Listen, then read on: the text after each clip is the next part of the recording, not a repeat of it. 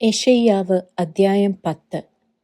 ദരിദ്രന്മാരുടെ ന്യായം മറിച്ചു കളവാനും എന്റെ ജനത്തിലെ എളിയവരുടെ അവകാശം ഇല്ലാതാക്കുവാനും വിധവമാർ തങ്ങൾക്ക് കൊള്ളയായി തീരുവാനും അനാഥന്മാരെ തങ്ങൾക്ക് ഇരയാക്കുവാനും തക്കവണ്ണം നീതികെട്ട ചട്ടം നിയമിക്കുന്നവർക്കും അനർത്ഥം എഴുതിവെക്കുന്ന എഴുത്തുകാർക്കും അയ്യോ കഷ്ടം. സന്ദർശന ദിവസത്തിലും ദൂരത്തുനിന്ന് വരുന്ന വിനാശത്തെങ്കിലും നിങ്ങൾ എന്തു ചെയ്യും? സഹായത്തിനായിട്ട് നിങ്ങൾ ആരുടെ അടുക്കൽ ഓടിപ്പോകും? നിങ്ങളുടെ മഹത്വം നിങ്ങൾ എവിടെ വെച്ചുകൊള്ളും? അവർ ബദ്ധന്മാരുടെ കീഴെ കുനികയും ഹതന്മാരുടെ കീഴെ വീഴുകയും ചെയ്യുകയുള്ളൂ. ഇതെല്ലാം കൊണ്ടും അവന്റെ കോപം അടങ്ങാതെ അവന്റെ കൈ ഇനിയും നീട്ടിയിരിക്കും. എന്റെ കോപത്തിന്റെ കോലായ അശൂരിന് അയ്യോ കഷ്ടം. അവരുടെ കയ്യിലെ വടി എന്റെ ക്രോധമാകുന്നു. ഞാൻ അവനെ അശുദ്ധമായൊരു ജാതിക്ക് നേരെ അയക്കും. എന്റെ ക്രോധം വഹിക്കുന്ന ജനത്തിന് വിരോധമായി ഞാൻ അവന് കൽപ്പന കൊടുക്കും. അവരെ കൊള്ളയിടുവാനും കവർച്ച ചെയ്യുവാനും തെരുവീതിയിലെ ചെളിയെപ്പോലെ ചവിട്ടിക്കളവാനും തന്നെ. അവനോ അങ്ങനെയല്ല നിരൂപിക്കുന്നത്, തന്റെ ഹൃദയത്തിൽ അങ്ങനെയല്ല വിചാരിക്കുന്നത്. നശിപ്പിപ്പാനും അനേകം ജാതികളെ ഛേദിച്ചു കളവാനുമത്രേ അവന്റെ താല്പര്യം. അവൻ പറയുന്നത്, എന്റെ പ്രഭുക്കന്മാരൊക്കെയും രാജാക്കന്മാരല്ലയോ? കൽനോ കർക്കമീഷിനെ പോലെയല്ലയോ? ഹമാത്ത് അർപ്പാദിനെ പോലെയല്ലയോ? ശമര്യ ദെമശേക്കിനെ പോലെയല്ലയോ? യെരൂശലേമിലും ശമര്യയിലും ഉള്ളവയേക്കാൾ വിശേഷമായ ബിംബങ്ങൾ ഉണ്ടായിരുന്ന മിഥ്യാമൂർത്തികളുടെ രാജ്യങ്ങളെ എന്റെ കൈ എത്തിപ്പിടിച്ചിരിക്കെ ഞാൻ ശമര്യയോടും അതിലെ മിഥ്യാമൂർത്തികളോടും ചെയ്തതുപോലെ ഞാൻ യെരൂശലേമിനോടും അതിലെ വിഗ്രഹങ്ങളോടും ചെയ്യുകയില്ലയോ? അതുകൊണ്ട് കർത്താവ് സിയോൻ പർവ്വതത്തിലും യെരൂശലേമിലും തന്റെ പ്രവൃത്തിയൊക്കെയും തീർത്ത ശേഷം ഞാൻ അശൂർ രാജാവിന്റെ അഹങ്കാരത്തിന്റെ ഫലത്തെയും അവന്റെ ഉന്നത ഭാവത്തിന്റെ മഹിമയെയും സന്ദർശിക്കും. എന്റെ കൈയുടെ ശക്തി കൊണ്ടും എന്റെ ജ്ഞാനം കൊണ്ടും ഞാനിത് ചെയ്തു. ഞാൻ ബുദ്ധിമാൻ.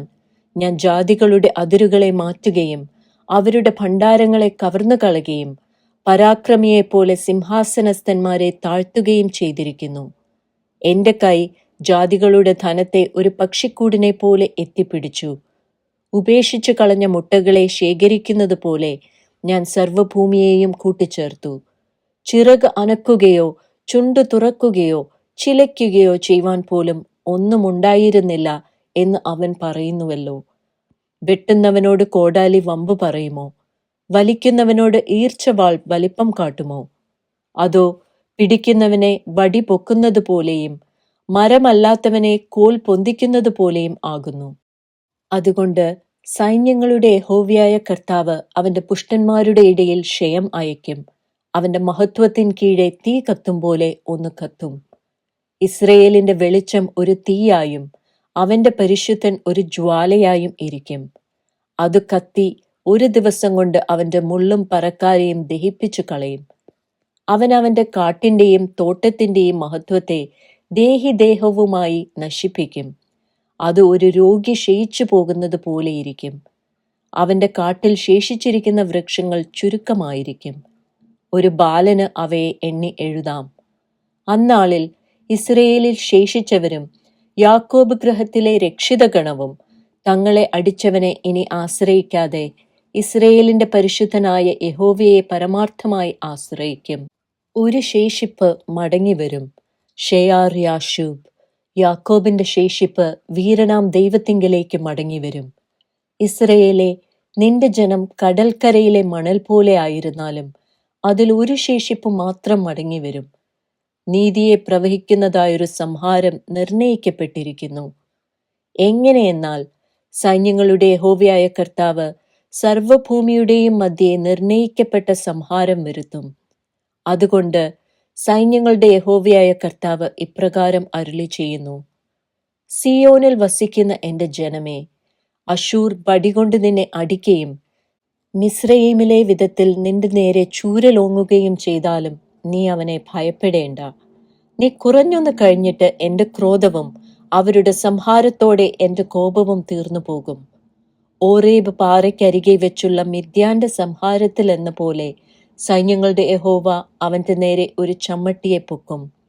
അവൻ തന്റെ വടി സമുദ്രത്തിന്മേൽ നീട്ടും, മിസ്രയീമിൽ ചെയ്തതുപോലെ അതിനെ ഓങ്ങും. അന്നാളിൽ അവന്റെ ചുമട് നിന്റെ തോളിൽ നിന്നും അവന്റെ നുകം നിന്റെ കഴുത്തിൽ നിന്നും നീങ്ങിപ്പോകും. പുഷ്ടി നിമിത്തം നുകം തകർന്നു പോകും.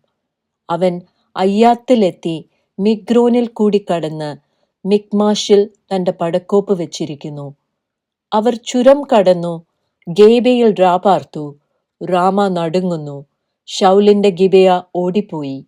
ഗല്ലീം പുത്രി ഉറക്ക നിലവിളിക്ക, ലയേഷെ ശ്രദ്ധിച്ചു കേൾക്ക. അനാഥോത്തെ ഉത്തരം പറക, മദ്മേന ഓട്ടം തുടങ്ങിയിരിക്കുന്നു. ഗബീം നിവാസികൾ ഓട്ടത്തിന് വട്ടം കൂട്ടുന്നു. ഇന്ന് അവൻ നോബിൽ താമസിക്കും. യെരൂശലേം ഗിരിയായ സിയോൻ പുത്രിയുടെ പർവ്വതത്തിന്റെ നേരെ അവന്റെ കൈ കുലുക്കുന്നു. സൈന്യങ്ങളുടെ യഹോവയായ കർത്താവ് കൊമ്പുകളെ ഭയങ്കരമായി മുറിച്ചു കളയും. പൊക്കത്തിൽ വളർന്നവയെ അവൻ വെട്ടിയിടുകയും ഉയർന്നവയെ താഴ്ത്തുകയും ചെയ്യും. അവൻ വനത്തിലെ പള്ളക്കാടുകളെ ഇരുമ്പായുധം കൊണ്ട് വെട്ടിക്കളയും. ലെബാനോനും ബലവാന്റെ കൈയാൽ വീണുപോകും.